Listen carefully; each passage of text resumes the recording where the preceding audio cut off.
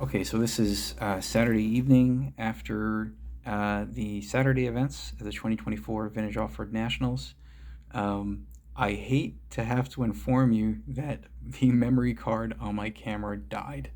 So I had the same issue last year and I lost a lot of recordings and I reformatted that memory card, so I thought it would be fine for this year, but it turns out that it had the same problem. So all of my qualifiers, all of my mains, everything, I don't have any recordings of those, which really sucks. Um, I have another memory card that I can use for tomorrow, but it's smaller, so I don't know if I'll be able to capture everything. We'll see. And I have a bigger memory card as well that I would like to use, but I need to format it, and I forgot to do that before I left. So kind of sucks because I had some really good runs today that I wish I would have recorded on video.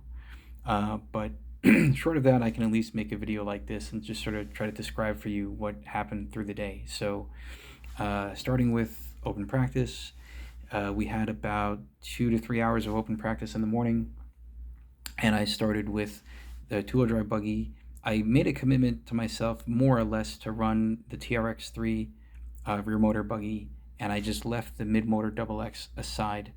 Um, I'll get to that later, but basically, I wanted to solve the TRX3 because I was making progress yesterday.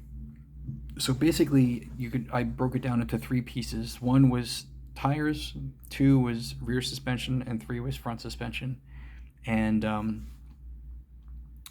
okay, I say one is grip, two is rear suspension, three is front suspension. So I started with cleaning my tires and applying traction compound. Um, and I have the SXT traction compound. I use the SXT Baja Max to just try to get the most aggressive compound that I could use, and that certainly seemed to help with traction. It's not like a night and day difference, but it's a noticeable difference, and it was enough for me to feel pretty good about tire preparation. I didn't do any tire preparation, by the way, for four-wheel drive buggy or stadium truck. I only did it for two-wheel drive buggy, and it added that little bit extra. So that was one thing. And then the other thing was when I was marshaling, I was off in the back corner during the first round of qualifiers, and I saw one of the fast guys in particular, Jose. He ran a double X, and I was paying attention to how his car was behaving as it was coming off of the back tabletop, and I could hear the slipper clutch slipping. And so it gave me the idea, okay, well, duh, idiot, maybe you should loosen your slipper clutch a little bit. And also, his rear suspension was really nice and plush. So I loosened the rear slipper clutch by like an eighth of a turn to a quarter of a turn. That made a world of a difference. Go figure, right? It's not something that people commonly think to change, at least at like the club racing level. You just kind of set it and leave it. But it made a difference. So tire prep, slipper clutch, and then with the shocks, I basically took the bladders out. So on the Traxxas shocks, at least the ones that are on this car, they have bladders on the shock cap. And I was a little suspicious that maybe that's why the shock was feeling kind of dead. Like I dropped the car and the car would just sort of land and it wouldn't rebound much. It didn't have that plush feeling or that plush sort of look. And I was trying to figure out why. So so for the first round of qualifiers, I just left the shocks as they were and I just did the tire prep. And then I can't remember when I changed the slipper. It might have been for the second round. But for the second round, I also changed the rear shocks. I basically just took the bladders out, cleaned the shocks off, put different spring rate springs on there, and it felt a lot better. So for the second round of qualifiers, the rear felt really dialed in between the tires, the slipper clutch, and the rear shock setting. So okay, that was all set. But then the front felt a little dead. So for the third round, I did the same thing with the front. I took the bladders out of the shocks, and for both the front and rear shocks, I tuned in a very small amount of rebound and put them back together, and it felt a lot better. So now I had a front and a rear that felt really nice. The car felt great.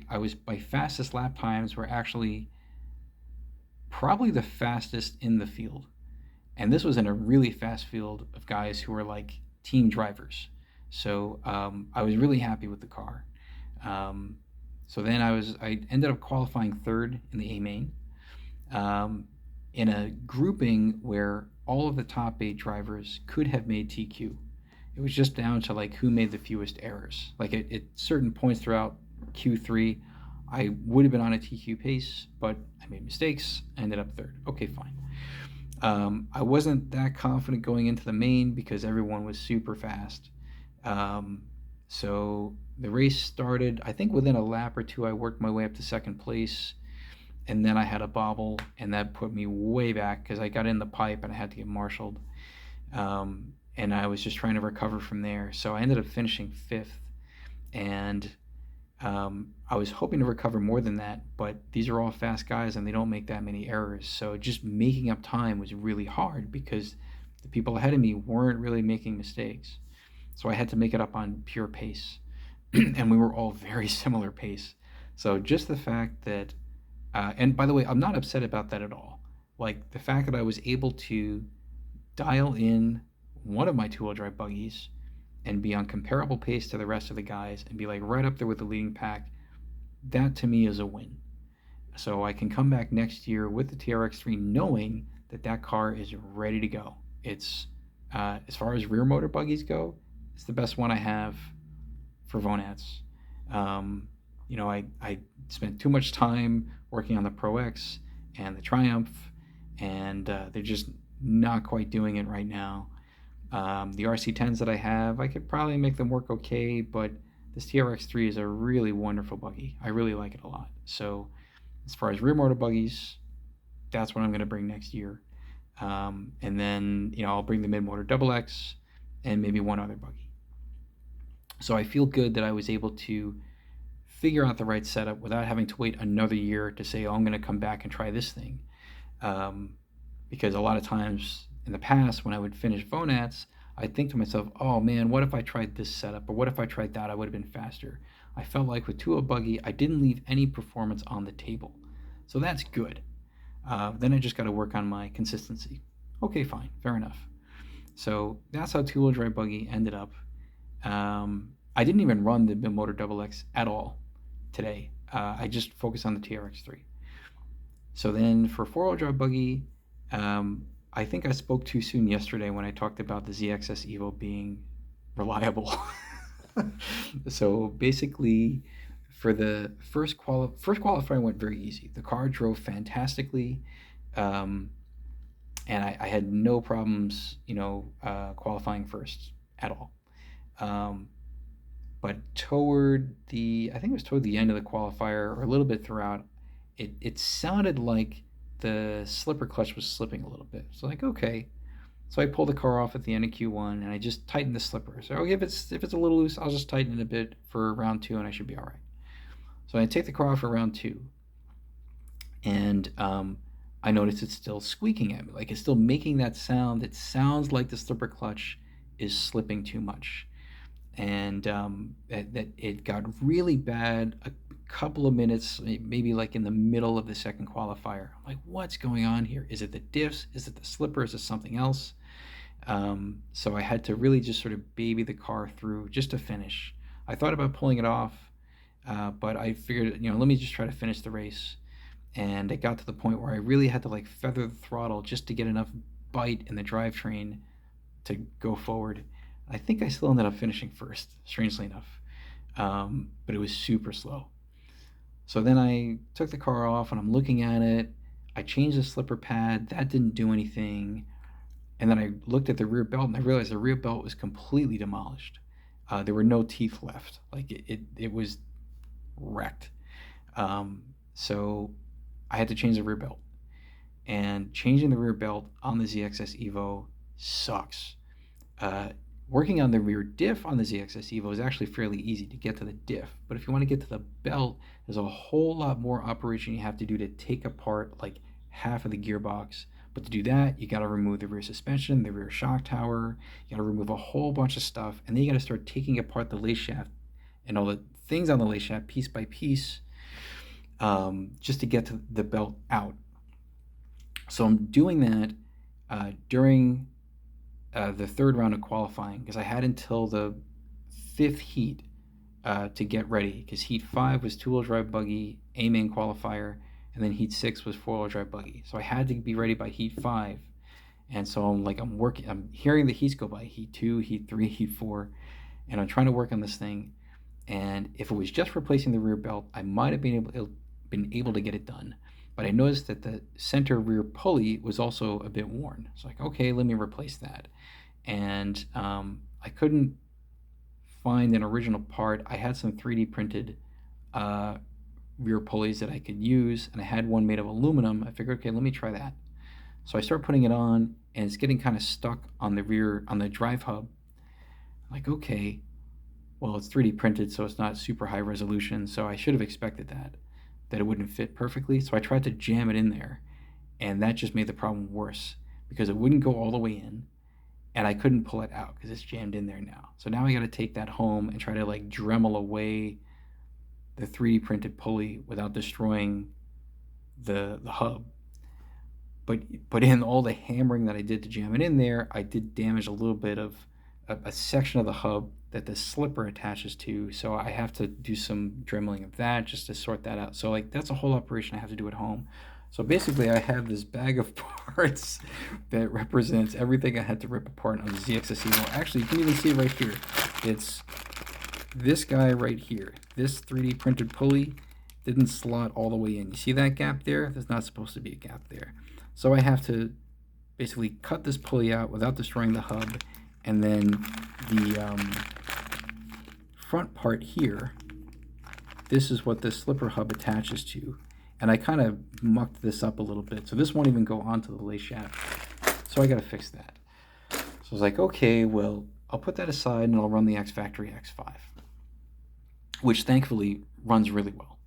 So I brought that out for the third qualifier, and it was amazing.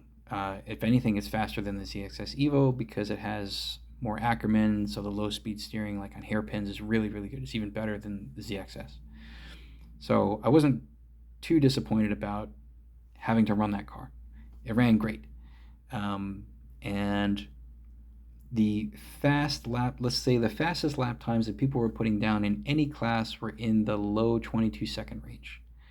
And in four-wheel buggy, I was getting into the 21-second range. And with the ZXS, and then with the X5, I was consistently getting in the 21-second range.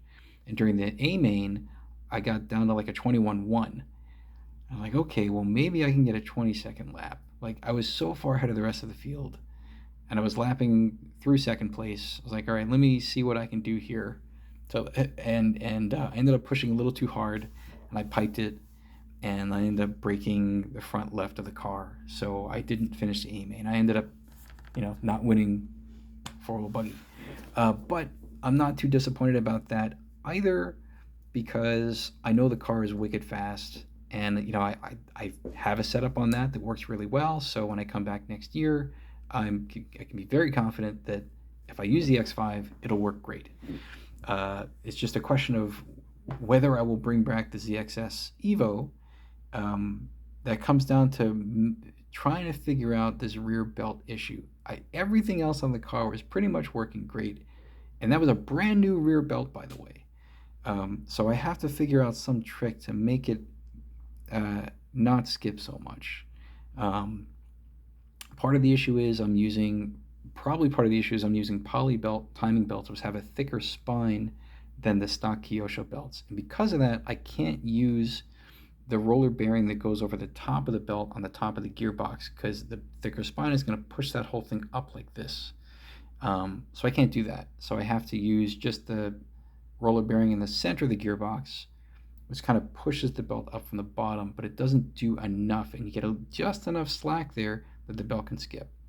So I have to figure something out there. Maybe go back to using the stock-like belts, which have a thinner spine that will allow me to use both the top and bottom roller bearings. I'm not sure yet. So that's my new project for the coming year. And then, short of that, then it comes down to like using the YZ10 again, which is my most reliable option. if I piped the YZ10 the way that I piped the X5, or if I had brought my double X4, um, which would have broken the same as the X5, the YZ10 wouldn't break under those conditions. So even though it's not as tunable, it's fast and reliable. So maybe I should have run that, but whatever. So then Stadium Truck. Stadium Truck went really well for me. I was worried that I wouldn't do that well considering the field. Um, at least that's what I said last night. I ended up doing fine in two-wheel buggy. Stadium Truck, I TQ'd. The two-wheel and Stadium Truck were on 16 lap paces over a 6-minute qualifier, like in the low 16s. Sorry, in the low sixes. So like a 16 lap 605 or 608 or 610 or something. And in the third qualifier, I was on a 17 lap pace, which would have been amazing. That truck was awesome. And I made a mistake that set me back. So I didn't end up, even though I finished the qualifier, I didn't beat my previous qualifying time. And oh, sorry, no, I didn't finish Q3 because I don't think I hit something, but the ball stud on the right rear just like stripped out. Maybe because I hit something. So I didn't finish the third qualifier. So I was relying on nobody else in the third qualifier beating my second qualifier time, which thankfully I just barely squeaked that out. So I got TQ, and thankfully Eric recorded that race with his camera. So if you go on Facebook to the Vintage Off-Road Nationals page, you can see that race.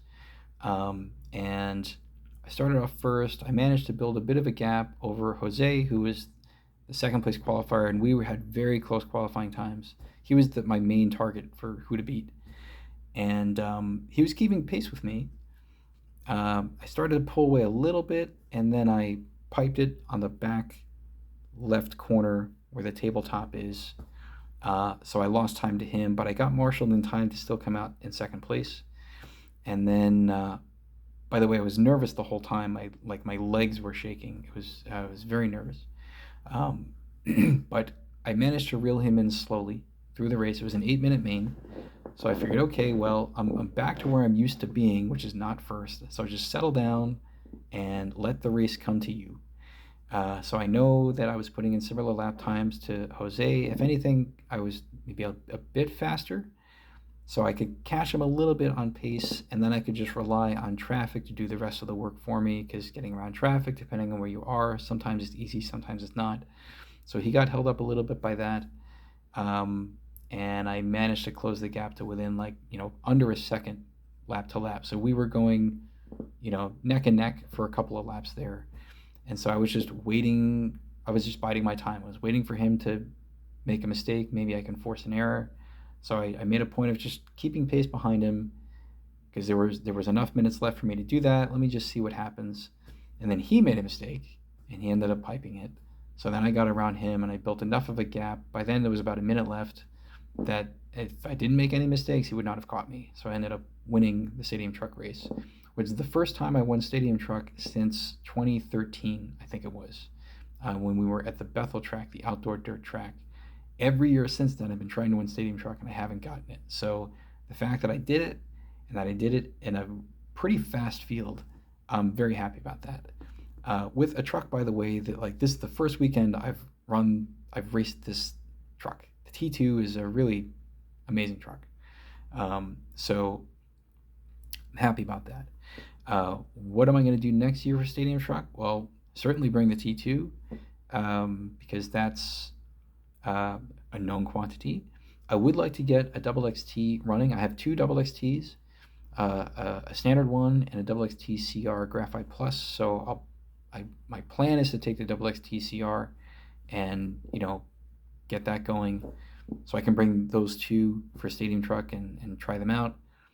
And then for two-wheel buggy, again, that would be some low-C cars and the TRX3.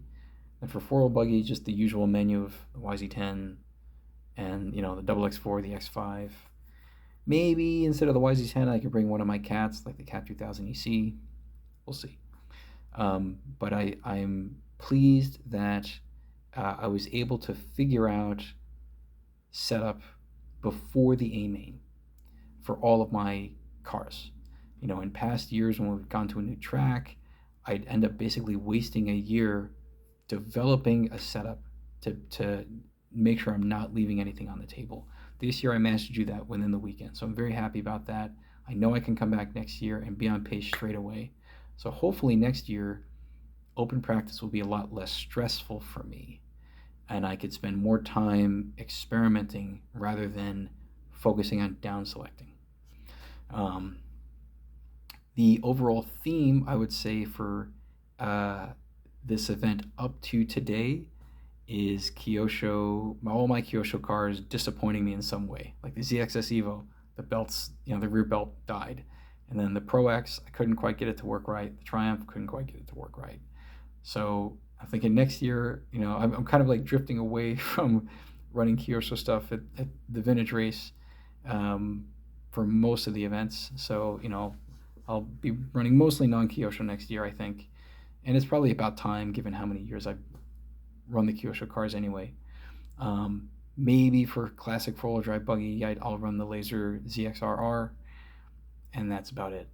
So, okay. Tomorrow I have classic and classic four-wheel drive. I still haven't spent any time on the classic cars, so we have about 2 or 3 hours of open practice in the morning. There should be enough time for me to sort out between the Madcap and the Dirt Thrasher which one I want to use. If the Madcap is fast enough, I'd like to just run that. And then for classic four-wheel buggy, I'm going to try again with the Top Force. I want to play around with the gearing and motor timing a little bit to see if I can make it just quick enough. But short of that, I'll run the Cat 2000. And that should be, fingers crossed, should be a pretty easy race. So yeah, again, I'm sorry that I don't have any of my own recordings of the races. It really pisses me off. I gotta get better memory cards. But in any case, best I can do is just describe what happened. So we'll see what happens tomorrow. Thanks for watching.